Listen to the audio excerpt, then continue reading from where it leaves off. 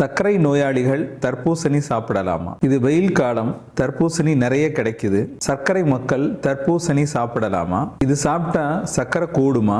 வெயில் காலத்துல நிறைய பழங்கள் கிடைக்கும். இதுல என்னென்ன பழங்கள் சர்க்கரை மக்கள் சாப்பிட முடியும்? இந்த மாதிரி சந்தேகங்கள் சர்க்கரை மக்கள்கிட்ட இருந்துகிட்டே இருக்கு. எங்களுடைய ஸ்ரீ பார்வதி ஹாஸ்பிட்டல் கடந்த 35 வருஷமா செயல்பட்டுக்கிட்டு இருக்கு. கடந்த 7 வருடங்களா ஒரு சர்வே எடுத்தோம். அந்த சர்வே என்ன சொல்லுதுன்னா, குளிர்காலத்திலையும் மழைக்காலத்திலையும் சர்க்கரையோட அளவு கட்டுப்பாட்டில் இருக்கு. அதாவது 3 மாசம் ஆவரேஜ் HbA1c 7 அல்லது 7.5 தான் இருந்துச்சு. ஆனா ஏப்ரல், மே, ஜூன் இந்த மாதிரி வெயில் காலத்துல பெரும்பாலான சர்க்கரை மக்களுக்கு சர்க்கரையோட அளவு அதிகமா இருந்துச்சு. அதாவது HbA1c 8 அல்லது 9க்கு மேல போயிருச்சு. பாஸ்டிங் பிளட் சுகர் 160 அதுக்கு மேல போயிருச்சு. போஸ்ட்பாண்டியல் பிளட் சுகர் 250 300 எல்லாம் இருந்தது. ஏன் வெயில் காலத்துல மட்டும் சர்க்கரை கூடுது? வெயில் காலத்துல இயற்கை நமக்கு தர்பூசணி, மா, பலா இந்த மாதிரி நிறைய பழங்கள் கொடுக்குது. இத சர்க்கரை மக்கள் நிறைய சாப்பிடுறாங்க. இதனால சர்க்கரையோட அளவு அதிகமாகுது. அப்படின்னா தர்பூசணி சாப்பிடவே கூடாதா அப்படின்னு நீங்க கேட்கலாம். இதைத்தான் இந்த வீடியோல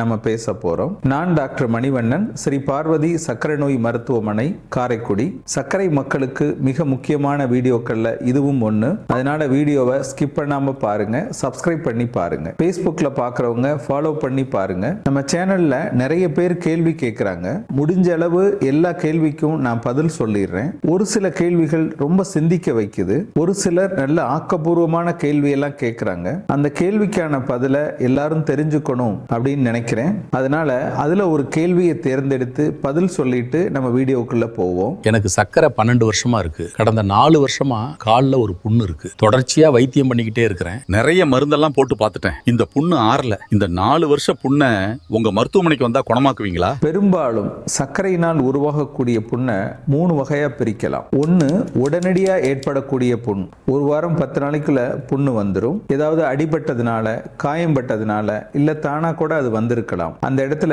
ஒரு வீக்கம் இருக்கும், வலி இருக்கும், காய்ச்சல் வரும், நெறி கட்டிரும். இந்த புண் சர்க்கரை நல்ல கட்டுப்பாட்டுல இருந்தா இதுக்கு உடனடி சிகிச்சை பண்ணினாங்கன்னா ஒரு வாரத்திலேயோ 15 நாள்லயோ ஒரு மாசத்துக்குள்ள அது ஆறிடும். சர்க்கரை கட்டுப்பாட்டுல இல்ல அப்படின்னா அது இன்ஃபெக்ஷன் ஆகி பிரச்சனை ஏற்படுத்தும். இது ஒரு வகை. இரண்டாவது வகை இரத்த குழாய் அடைப்பால் வருவது. வருஷ கணக்கா சர்க்கரை இருக்கும், சர்க்கரையும் சரியான கட்டுப்பாட்டுல இருக்காது. அவங்க நீண்ட நாளா கொழுப்பு சத்துக்கான மாத்திரையும் இரத்த குழாய் அடைப்பை தடுக்கிறதுக்கான மாத்திரையும் சாப்பிட்டு இருக்க மாட்டாங்க.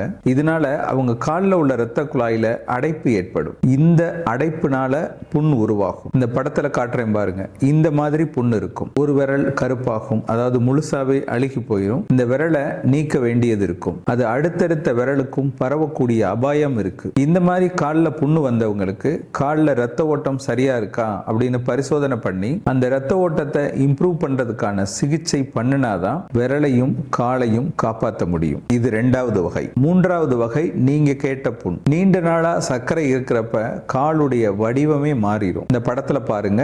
இது நார்மலா எல்லாருக்கும் இருக்கிற காலோட அமைப்பு. நீண்ட நாள் சர்க்கரை கட்டுப்பாட்டுல இல்லாமல் இருந்துச்சுன்னா காலுடைய அமைப்பே மாறிடும். அதனால குறிப்பிட்ட இடத்துல அழுத்தம் உருவாகும். அந்த அழுத்தத்தினால் புண் உருவாகும். அந்த புண்ணு தான் வருஷ கணக்கா ஆறாம இருக்கும். இந்த படத்துல அந்த புண்ணையும் நான் காட்டுறேன். இந்த புண்ணுக்கு வெறுமனே மாத்திரை மருந்து சாப்பிடுறதன் மூலமா அல்லது மருந்து கட்டுறதன் மூலமா புண்ணை குணப்படுத்த முடியாது. இவங்களுக்கு RFCS அப்படின்ற ஒரு மெத்தட் மூலம் ஒரு ஆபரேஷன் பண்ணி காலுடைய வடிவத்தை நாங்க மாத்துறோம். இந்த வடிவ மாறுதல் அறுவை சிகிச்சையினால புண்ணு முழுசா ஒரு மாசத்திலேயோ அல்லது 2 மாசத்திலேயோ ஆறியும். இதுவரைக்கும் எங்கள் ஸ்ரீ பார்வதி மருத்துவமனை 4800க்கு மேற்பட்ட சர்க்கரை புண்களை குணப்படுத்தி இருக்கு. இதை பத்தி நீங்க தெரிஞ்சுக்கணும் அப்படின்னா எங்களுடைய ஸ்ரீ பார்வதி ஹாஸ்பிட்டல்.com அப்படின்ற வெப்சைட்டுக்கு போய் அங்க பிளாக்ல கேஸ் ஸ்டடின்னு கிளிக் பண்ணுங்க.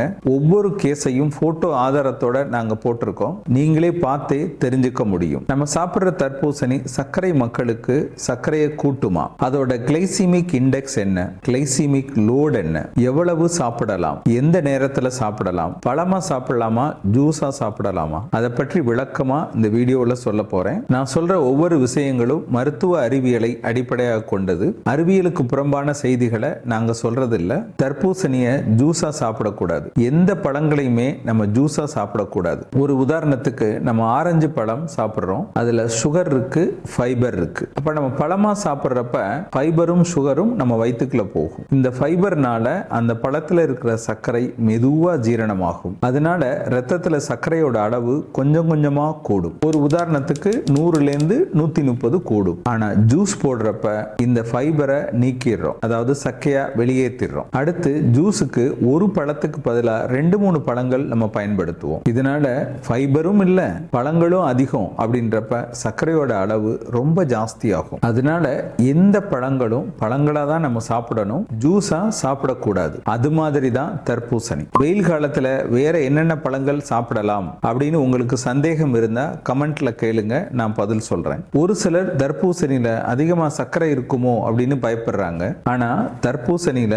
90% நீர்ச்சத்து, கலோரியும் குறைவு, விட்டமின் சி இருக்கு, விட்டமின் ஏ இருக்கு, லைகோபின் அப்படின்ற ஒரு சத்தும் இருக்கு. இது இருதயத்துக்கும் தோலுக்கும் ரொம்ப நல்லது. அதனால தர்பூசணி சாப்பிட்றப்ப உடம்புக்கு நீர்ச்சத்து அதிகமாகும், உடம்போட சூடும் குறையும், வெயிலுக்கு ரொம்ப இதமா இருக்கும். இதனால தர்பூசணி ரொம்ப நல்லது. சர்க்கரை மக்கள் என்ன உணவு சாப்பிடலாம், என்ன பழங்கள் சாப்பிடலாம், என்ன சாப்பிடக்கூடாது அப்படிங்கிறத பத்தி என்னுடைய 35 வருஷ அனுபவத்தை தொகுத்து நோய்களின் தாய் அப்படின்ற பெயர்ல ஒரு புத்தகம் எழுதியிருக்கிறேன். இந்த புத்தகம் உங்களுக்கு வேணும்னா இந்த டிஸ்பிளேல தெரிகிற நம்பருக்கு ஃபோன் பண்ணியோ அல்லது வாட்ஸ்அப்ல புக் வேணும் அப்படின்னு மெசேஜ் போட்டோ கொரியர் மூலம் இந்த புத்தகத்தை பெற்றுக்கொள்ளலாம். இது லோ கிளைசிமிக் இண்டெக்ஸ், சாப்பிடலாம் அப்படின்னு நிறைய பேர் சொல்லுவாங்க. ஆனா கிளைசிமிக் இண்டெக்ஸை விட கிளைசிமிக் லோடு ரொம்ப முக்கியம். தர்பூசணியோட கிளைசிமிக் இண்டெக்ஸ் 72, கொஞ்சம் அதிகம். அதனால இது சாப்பிடக்கூடாது அப்படின்னு நினைக்கிறாங்க.